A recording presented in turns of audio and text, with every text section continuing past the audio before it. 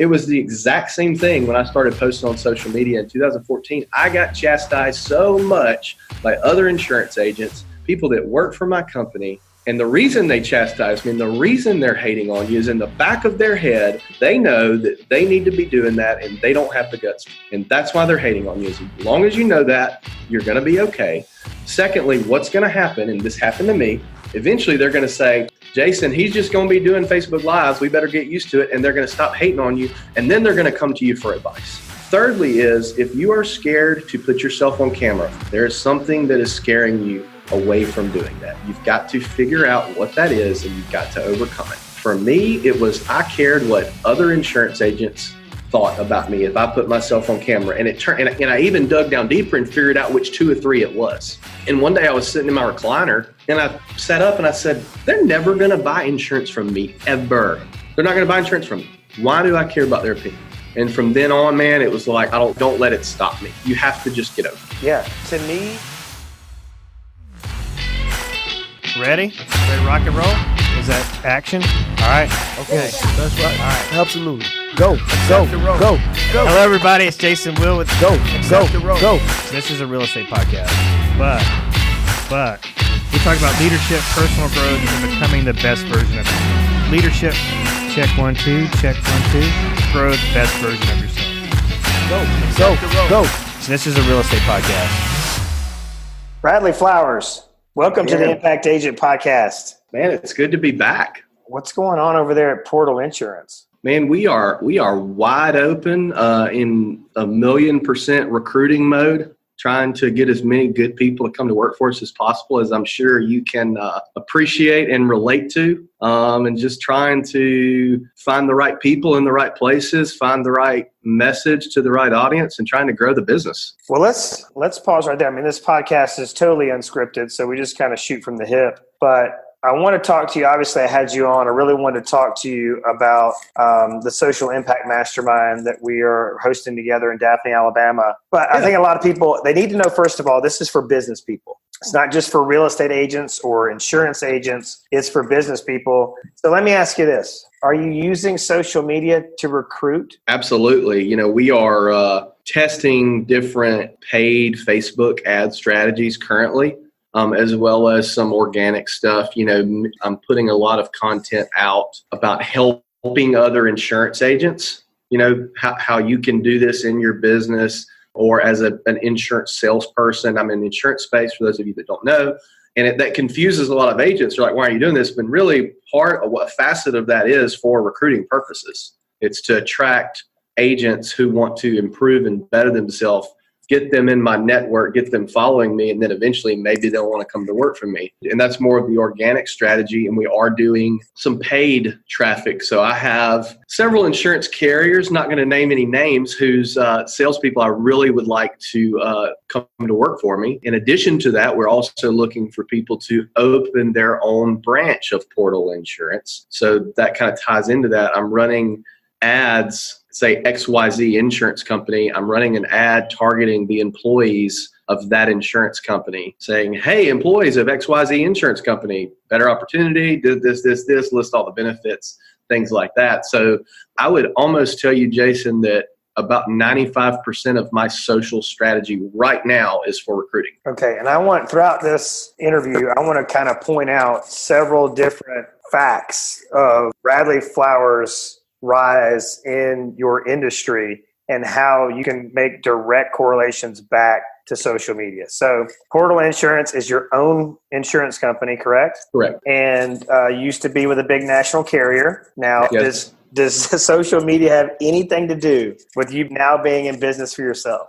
I've never heard a better layup in my life, a more directed layup. Jason already knows the answer to this question. Social media is the only reason I'm sitting in this office that is mine in this agency. That's it. I can give you a kind of a 5-minute story of leading up to this if you'd like me to. Yes. And this is part of what I'll cover at the workshop, the conference, the mastermind. So in 2014, I was a broke insurance agent working for a nice size regional carrier. I realized that, in marketing, I've always kind of had a knack for marketing. I remember growing up, I would always, you'll appreciate this, the town I grew up in has a free publication of all the MLS listings in that town. And I've always been fascinated by real estate, and I've always been fascinated by advertising. And I would get that magazine and I would flip to the ads as like a 13-year-old kid, just because the ads fascinated me. But anyway, I always had a knack for advertising and realized very early on in 2013, 2014, that I either had to, A, outspend my competition, I had to out-strategize them, which essentially to me then meant doing what they are not doing. Where's my competition not at? And that's where I'll go. And in 2013, 2014, that was social media. Not only were they not in social media, their companies had compliance around you can't use Facebook. So that's where I started. And it was not like, I didn't have this grand vision of social media was going to become the dominant place for advertising and things like that.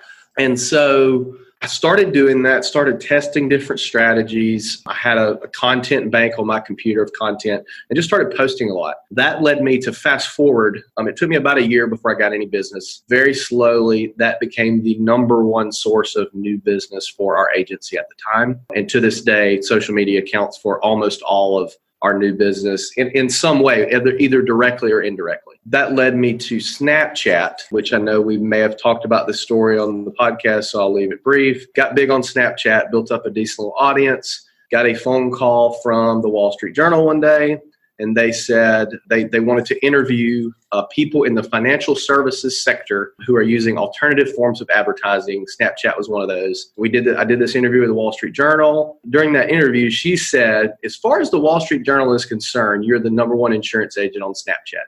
Kind of tongue in cheek, but she said it, right? Wall Street Journal said it. And kind of as a joke, I've always used that. And I was like, I need you to hold on 1 minute. I'm going to go to my social media profile and change that to number one insurance agent on Snapchat. Unfortunately, the article never published because right after that, Snapchat went public. And one thing led to the other, and they never published it. When I put number one insurance agent on Snapchat in my social media profile, my now co-host of my podcast saw that, added me on Snapchat. We started talking on Snapchat daily. He happened to be in Mobile. He comes in my office and he's like, hey man, I would love to do a podcast with you one day. So had it not been for that, I wouldn't have started the podcast.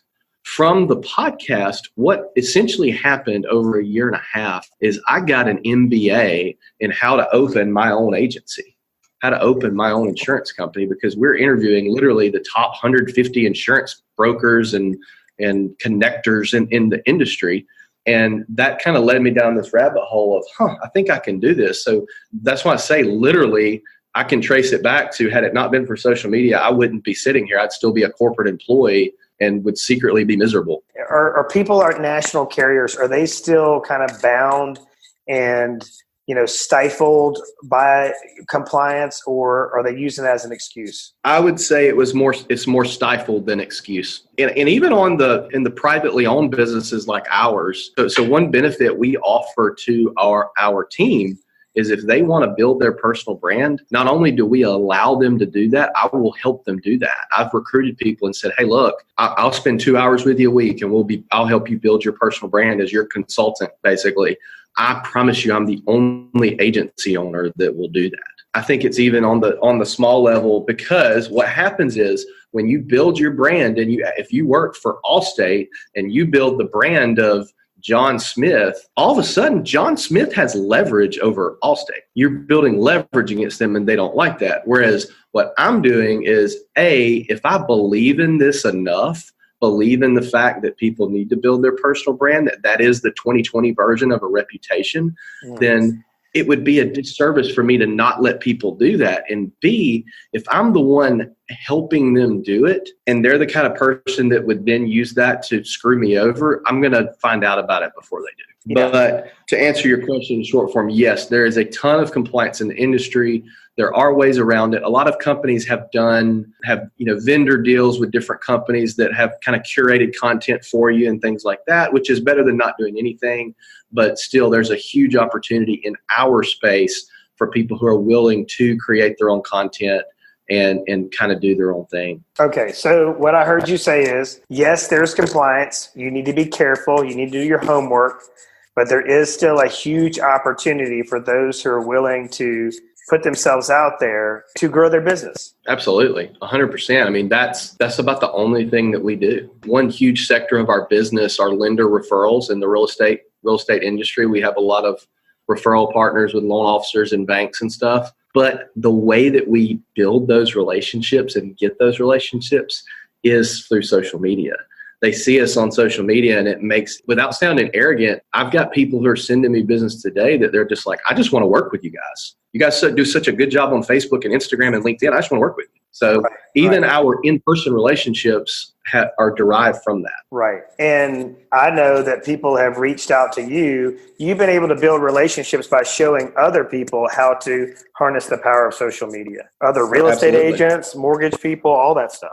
Absolutely. So there's a ripple effect here. Absolutely. It goes back to the Gary Vaynerchuk thing of not charging for anything. I'm giving out a bunch of free advice, and in turn, it's going to bring business back to me. We're strategic with it. Yes. I mean, if I go give a talk for free to a group in Mobile, and it's a group of realtors, that's going to maybe have more benefit for me in the long run than a group of engineers. But at the same time, something good is going to come from it. And I say a lot, especially when it comes to speaking, that I don't like speaking, but I like what I get from speaking. And I'm assuming you have, when possible, somebody there to videotape you speaking. So I have taken the leap, and I've hired a video guy who's part-time, my Travie.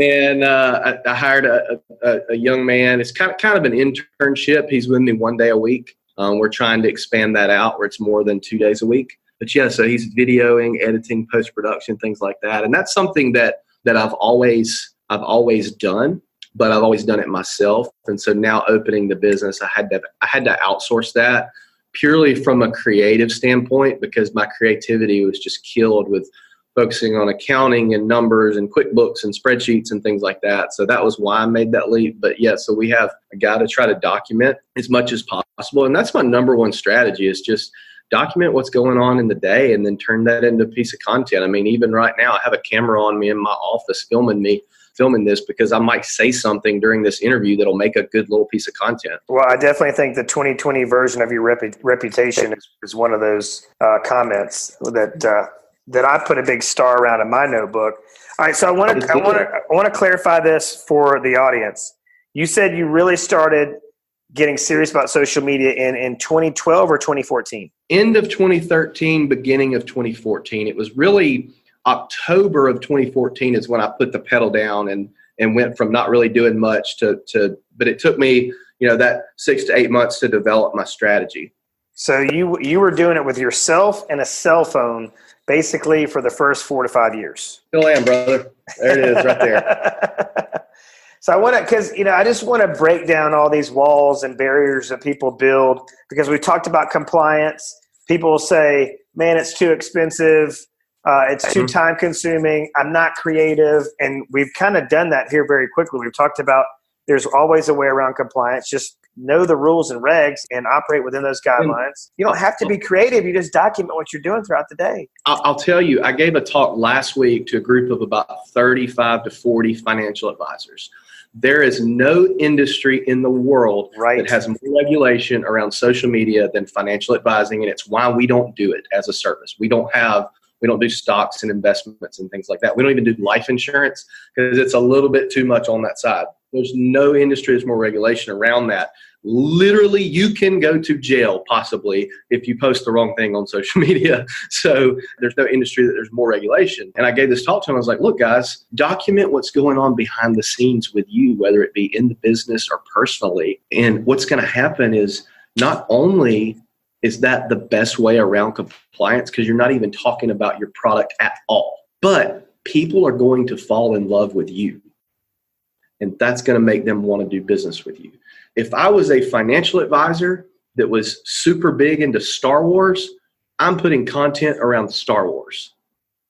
And guess what? I'm going to meet other Star Wars nerds that have money and want to invest. Okay? So just be you. A really good example. There's a girl in our industry, a young lady named Jelena McGowan, that is super big into motorcycles. And she used to work for a big insurance carrier like I did. And they always tried to fit her in this box of, you can only be this type person. You have to be buttoned up and pantsuits and the works, and all that. And she was like, no, I love crotch rockets and things like that. So she left and opened up her own agency and puts tons of content out around motorcycles, crotch rockets, and Harleys. Guess what kind of insurance she writes? Crotch rockets and Harleys. There's nobody in our industry that's as good as she is about talking about something that she loves and tying it into the industry. And you don't even really have to tie it in, The reason I don't do that is I'm passionate about business. So that's actually what I talk about. And it just so happens to align with my business. Well, and, Josh Noel is speaking at Social Impact. And I believe Josh was on the sidelines for like 2+ years. I want to say 3, but it may have been a little bit less. Because he felt like he was so boxed in by compliance, and he was so nervous. Yeah. And he's like, Jason, it's not like your industry. Realtors are doing Facebook Live all the time now, driving down the road, whatever, yapping into their phones. But nobody in my industry is doing that. Plus, I've got all this compliance. Like you said, there can be some very serious implications. But he finally said, screw it, I'm doing it. And he's doing it big now. He's got so many major opportunities that are a radio show. I mean, come on. Yeah. I was like, what the hell? This is bullshit. What's funny about him is he called me because he listened to our podcast, but I didn't know him. And he called me and was telling me he was thinking about leaving his company and starting, going independent essentially. And he's like, I'm going to give you my plan and I want you to tell me what you think about it. So he gives me this manifesto of everything, and I was like, "Yeah, man, manifestos." Yeah, I was like, "I think it's great," And this is 100% not me taking credit for anything. I just think it's a funny story. And he's like, "Okay," and all of a sudden I hear a click, and he's like, "I just sent my resignation letter in." I'm like, on the phone, and I'm like, "I hope I'm right." But he was going to do it anyway. When you're at that point, you're going to do it anyway. You just need a couple more people to push you along. Yeah. I mean, I gave him, I feel like, the smallest little push. And I told him, I was like, you need to start getting Bradley Flowers on your radar. And then he just took off like a rocket. And I was like, shit, I've been doing this for years and nobody's given me a radio show. But that's what I love about his story is that he came to my office. We had a meeting. He probably sent me, he's notorious about sending these 4 to 5 page emails. And I was like, dude, we're overthinking this. My first assignment with him, and he did it, but I was like, we're going to go to our coffee shop. We're going to set up a tripod in the middle of the coffee shop, and we're going to record a video live from the coffee shop. And he was like, holy crap. But he did it, and then since then, he's just been on fire. So people need to hear that. Like you said, they need other like real-world examples of people that are in industries that are, stifled by compliance, or they're just so not self-confident, whatever it is. And don't overcomplicate it. Don't overthink it. People go out and they buy these expensive tripods and microphones. You know what my first tripod was? Those plastic brochure holders? That's what my first tripod was. I sat the phone in the thing, and I was sitting there recording the video. I'm like, dear God, I hope nobody walks in my office while I'm recording this video. Not because it'll be embarrassing that I'm recording a video, but I don't want them to see that tripod and be like, is this what the behind the scenes looks like? But it really doesn't matter. And you know what, man? I edit all my movies on iMovie. I don't use anything. Now, my video guy uses Premiere. That's fine, but that costs money. But I edit all my videos on iMovie, and I have some other little apps I use, but you just need a cell phone, and you just need to start. I have a Sony camera. And when it comes to videography, I would argue that there's no better company than Sony. I have an expensive Sony camera that doesn't shoot as high quality as my iPhone that I'm using right now. Right. You don't need a lot of stuff. Start, and what I would do is I would keep it simple. I'd be like, okay, I'm going to put out a video a week where I'm going to talk about, let's say you're in a house, you're in a piece of real estate. I'm going to put out a video a week, long form video where I'm walking around a house and I'm talking about it, right? Well, not only can that long-form video, unedited, don't edit it, that long-term video can be a YouTube video, a Facebook video, an Instagram, LinkedIn video. That's 4 pieces of content.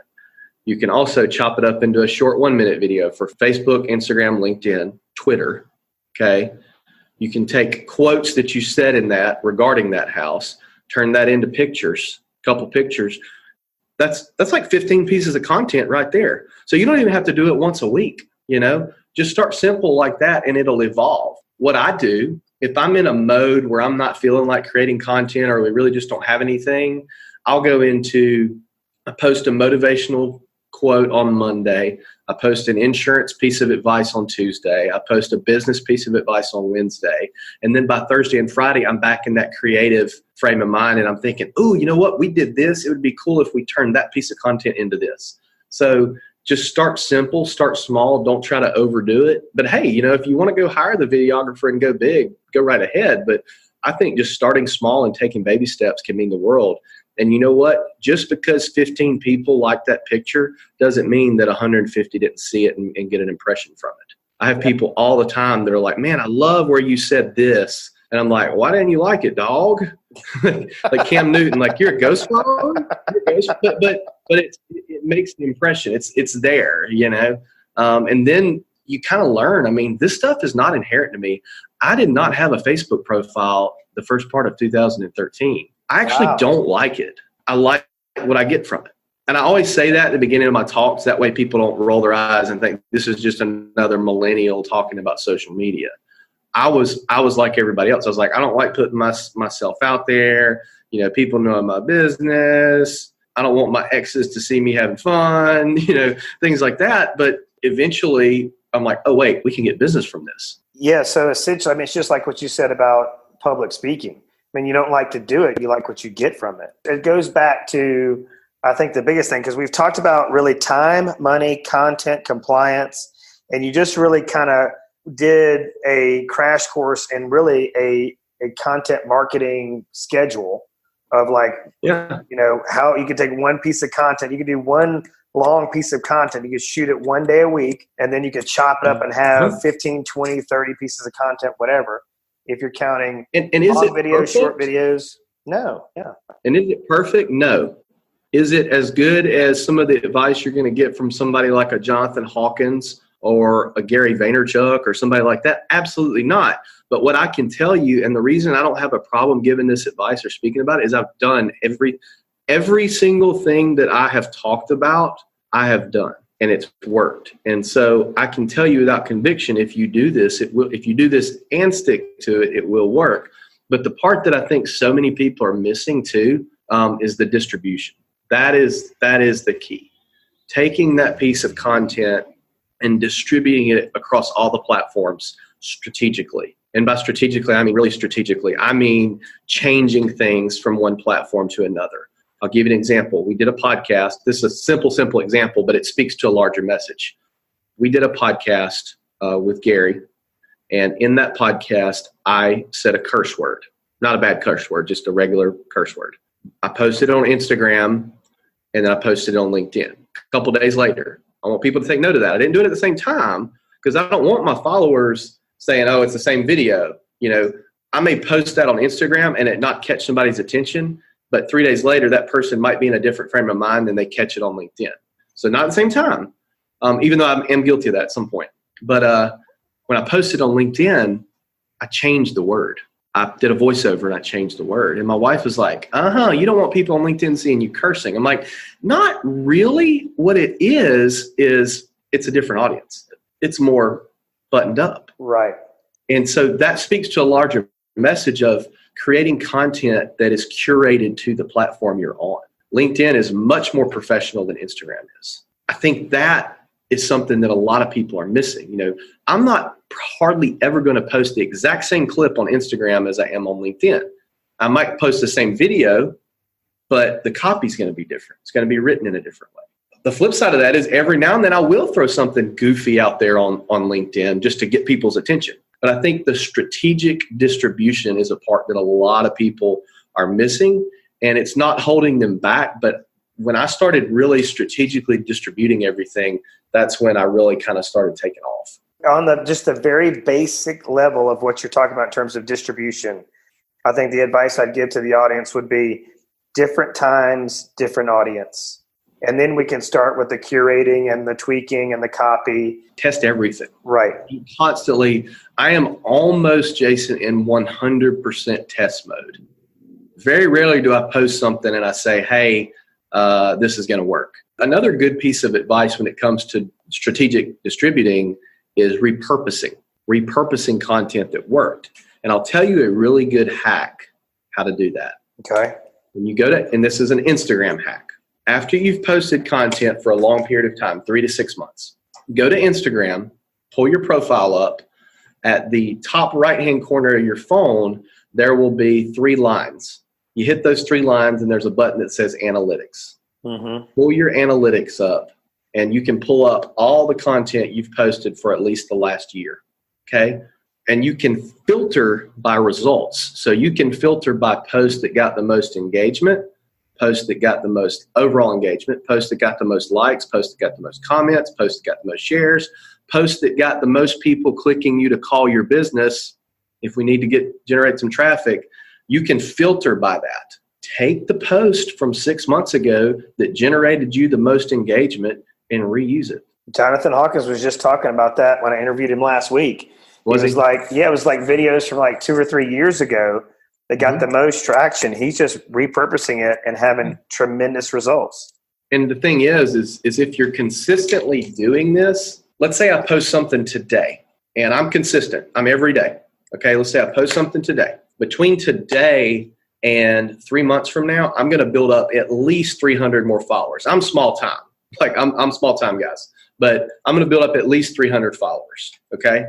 Those 300 followers 3 months from now haven't seen that post, theoretically, unless they scrolled through my profile. If they did, that's great. That post 3 months from now is going to be a brand new post to those extra 300 followers. Okay, so the last thing I want to talk about is fear. But now, since we're on followers and following, I think this is really, really important to talk about, especially with you, because you've had some pushback. You know, I mean, you get invited to do some big things. You've been to Gary V's podcast, but people may look at your Instagram account and go, well, he should have more followers. And people may be judging themselves harshly. Like, nobody cares about my content because I only have 200 followers on Instagram. How would you speak to them? What would you say to them? First of all, don't worry about haters. Don't worry about it. You know, we're all guilty of looking at our cell phone too much. What started me on that path of looking at my phone too much in 2014 was I was worried somebody would post something nasty on something, a piece of content I put out. Right. And I would constantly look at my phone, make sure nobody, because I wanted to delete it real fast. I didn't want people to see it. You know, now I'm like, freaking love it. Like, my wife has a picture of me. We were at 5 in downtown Mobile, and I'm on my phone and I'm just smiling, like, as we would say in Alabama, a horse eating briars. I was just smiling here, and she's like, just so everybody knows, this is the face Bradley makes when he responds to your nasty comment. Anyway, don't worry about it. And also, if you can ever have the privilege of being in Gary Vaynerchuk's office on a podcast, you will discover haters you did not know you had that you thought were friends, by the way. Just want to So as far as fear goes, you know, when it comes to the followers, you know, our podcast is probably the #1 insurance podcast in the country. I have not looked at our numbers since June. Wow. I don't care. I measure the impact. In podcast terms, that's the number of people, reaching out to us and saying, hey, I love this episode. I need advice on this, which is multiple times a day. I measure the people who are doing business with our sponsors. I would argue that in the insurance space, there is no better sponsorship opportunity than the Insurance Guys podcast. We have numbers to prove it. When it comes to Instagram and Facebook and things like that, I would rather have the right 200 people following me than the wrong 200,000. My content is engaged. It is targeted towards insurance agents, which is a very niche audience. And I don't measure the follower count. I measure the engagement. I measure the likes, the comments, the shares. That's what's important. Nothing is more important than engagement. And I've said multiple times, and I'm sure you've heard me say this. I've said multiple times that the road that leads to the sale is paved with engagement. Engagement is the way you get there. The problem when it comes to social media advertising, I'm giving away all my best stuff right now, so I don't even need there's too much spam out there. Too many people are trying to advertise on social media and they're spamming people. And the problem is not that they're waking up in the morning saying, oh, I'm going to spam a bunch of people today. The problem is they're waking up and their intent is to make a sale. Their intent is for me to grab my phone. I'm going to make this post. Somebody's going to reach out to me and say, hey, I want to buy a house or buy insurance or buy a car. Okay. It's an intent problem. If their intent with those posts were to create engagement, to make a friend, to get people liking, commenting, and sharing, if you can build that engagement up, one of two things is going to happen. Eventually, actually, you know what? Why don't we leave that? Why don't I tease that and say, I'll tell you what happens if you come to the mastermind. How about that? But that engagement, that's what leads to the sale. And there's two ways to maximize on that. I'll tell you at the mastermind. How about that? Oh, I love a teaser. But yeah. So just the point that I heard you saying is that there's a really distinct difference between followers and a following. There you go. Okay. That'll be the title of the episode. Followers versus following. And by the way, I want to give you credit. Something that I use in almost every presentation I do is something I heard you say. And when you said it, I was like, you know what? I use that. And it is, if somebody asks you a question more than once, you need to take that and turn that into a piece of social media content. Right. You said that, and I was like, I do that not knowing that I did that. And I've literally used that in every presentation. I always give you credit, by the way. Because it's so simple. I mean, it's such and people overcomplicate this so much. All right. So let's close out by talking about fear. Did you have anxiety, fear of what people would think or say about you? How did you overcome it in order to make your first piece of content or start putting yourself out there? How do you kind of combat it personally? I have that now. Now I don't want people to think that I'm a douchebag because I have a video guy following me, but I know it's the right thing to do.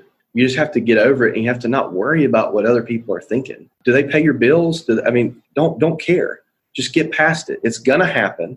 I'll tell you a story real quick. I tend to overtalk. When I was in middle school, I was a big skateboarder, and I always liked wearing my skate shoes to school. And some of the other kids used to kind of pick on me a little bit, like, you're wearing your skate shoes to school, but I thought they were cool. Well, eventually what happened is they picked on me, and then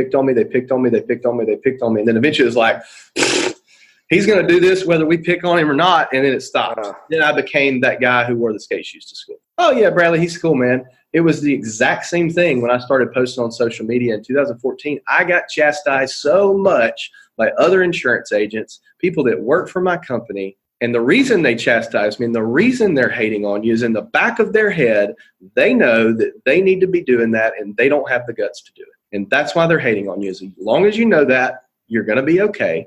Secondly, what's going to happen, and this happened to me, is eventually they're going to say, Jason, he's just going to be doing Facebook Lives. We better get used to it. And they're going to stop hating on you. And then they're going to come to you for advice. That's what happens. Thirdly is, if you are scared to put yourself on camera, for example, there is something that is keeping you from doing that. There is something that is scaring you away from doing that. You've got to figure out what that is, and you've got to overcome it. For me, it was I cared what other insurance agents thought about me if I put myself on camera. And and I even dug down deeper and figured out which 2 or 3 it was. And one day I was sitting in my recliner, and I sat up and I said, they're never going to buy insurance from me, ever. They're not going to buy insurance from me. Why do I care about their opinion? And from then on, man, it was like, I still worry about it some, like I said with the video guy, but I don't let it stop me. You have to just get over it. Yeah. To me, it's the most important thing is getting the last laugh. It's just proof of where you're sitting now with that logo that's behind you now. That doesn't say that's not a national carrier name. You are in charge of you're the master of your destiny right now. Yep. And you have a large part of that to attribute to putting yourself out there.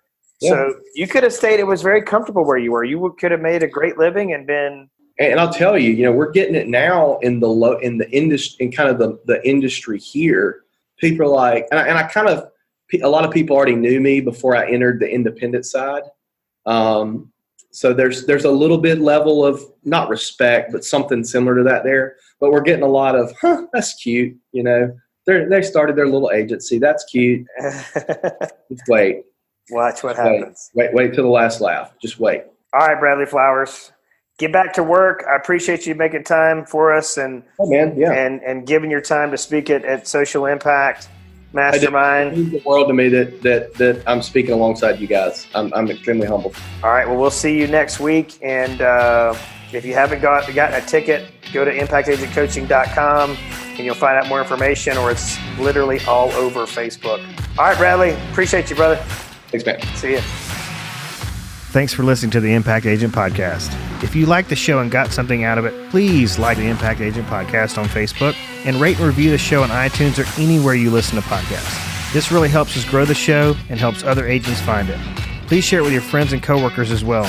You want us to deliver the show to you via email every week? Then email me at jason@impactagentuniversity.com and we'll send you the show every week. Please let us know what you think about the show, what you like, what you don't, or possibly make a suggestion about a topic you want to hear. Email me at jason@impactagentuniversity.com or leave us a message on Facebook at Impact Agent Podcast. Until next week, everybody be productive, safe, and happy, and always keep learning. This podcast is produced by Johnny Gwynn at Deep Fried Studios in Mobile, Alabama, and is paid for and powered by ImpactAgentUniversity.com.